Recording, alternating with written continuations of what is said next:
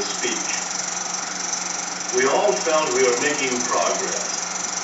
One day, Hal Bryce spoke about basketball teamwork. He made it very clear to us. Friday's game will show you how basketball team play works. It will illustrate what I have just explained. Friday's game, you'll see a lot of fast running and good shooting. But don't forget, nobody will be trying to show off. Each player will be trying to think, in action, where the other players are, so that the team can score. Thank you, Bryce. It seems to me that this speech by Hal Bryce was rather well organized. I wonder, Miss Reimer, if you would undertake to tell us what you thought Bryce's purpose was in speaking. Well, I think his purpose was to explain how the team functions. That's right, isn't it, Bryce? Yes, my purpose was to explain the importance of team play. Yeah, now let me ask another question of you, Edward. What main idea did Bryce use to carry out this purpose? Well, I think his main idea was that a basketball team functions as a flexible unit. Always in motion, but always held together in some sort of pattern. Begley, do you think he did well in choosing this particular idea to talk about at this time? Yes, I think the idea was appropriate to the occasion. We have our first conference game coming up this week, so everyone was interested. What else can you say about the organization of this speech? Well, he had it organized the way we said, so that every detail pointed up the main idea, how the team plays as a unit. For instance, when he described how one player moves down the court, he kept reminding us where all the other players were. Yes, this is very important, and not too easy to do either. To select details and arrange them in such a way that, like the pieces of a jigsaw puzzle, they fall neatly into place and support and contribute to the main idea. Is there anything else we should add? Ms. Jones? Well, there was real feeling behind the idea. I think Hal believes what he told us about team play. When he said, no one will be showing off. Each player will be trying to think in action with the rest of the team so that they can score. I got a kick out of that. It even got me interested. That's right.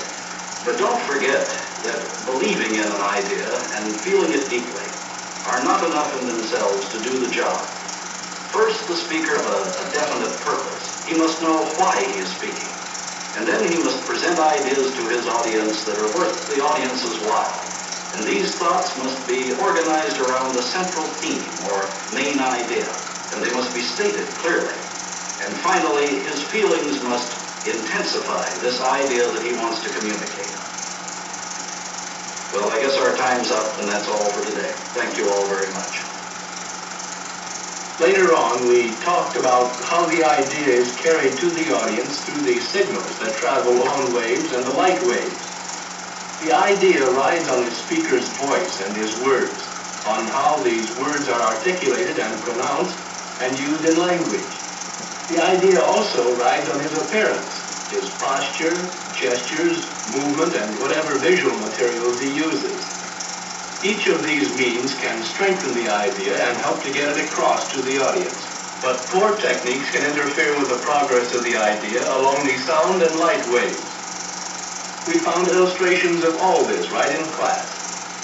Most of us had to learn how to project our voices to the back of the room. Take Helen Barr, for instance. She spoke in a voice that was low and monotonous. The class could hardly hear her.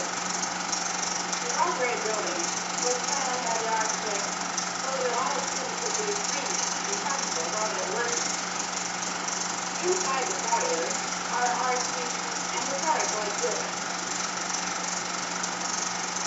The working area is... If it hadn't been for the pictures, we wouldn't have known she was talking about the library. Our library is a beauty, and we're all proud of it. But Helen's voice didn't tell us that. Another thing we practiced was articulation and pronunciation. Speak the speech, I pray you, as I pronounced it to you, trippingly on the tongue. But if you mouth it, as many of our players do, I'd as lief the town crier spake my line. May I read that passage over again, sir? I believe I could improve it. Sure, go right ahead. Speak the speech, I pray you, as I pronounced it to you, trippingly on the tongue. But if you mouth it... For many of us, articulation and pronunciation seemed, well, fussy at first. When I heard Lou Pearson speak in class one day, I found myself thinking not about what he said, but how it sounded. And if you have nothing better to do with yourself, it'll be worth the time to go out on the campus, listen while the wind whistles and the leaves whisper. It's the same, of course, with mispronounced words. Instead of carrying the idea, they get in the way. This happened when Roy Baker spoke. He was a great sportsman and adventurer. There are many pictures of him in the family archive. His life is really a part of the history of the state because his family were early settlers. But by that time, we had lost the sense of what Roy was saying. The visual signals we discovered are as important as the verbal ones. They can carry your idea, or they can contradict it. Al Frank tried to tell us one day about the big opportunities for college students in industry and government, but his posture spoke only of laziness. Lucy Harmon tried to describe the motion and freedom of ballet dancing, but we saw only her own stiffness and discomfort. On the other hand, Hal Bryson had much more poise and sureness. He moved around easily, had a lot more self-control, and you just knew he meant what he said. And so it went. Practice, criticism, and more practice. And always we talked about the audience.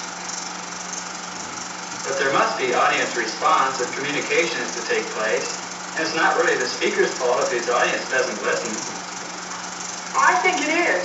I think a speaker has to know his audience and present his idea so it isn't over their heads and doesn't antagonize them.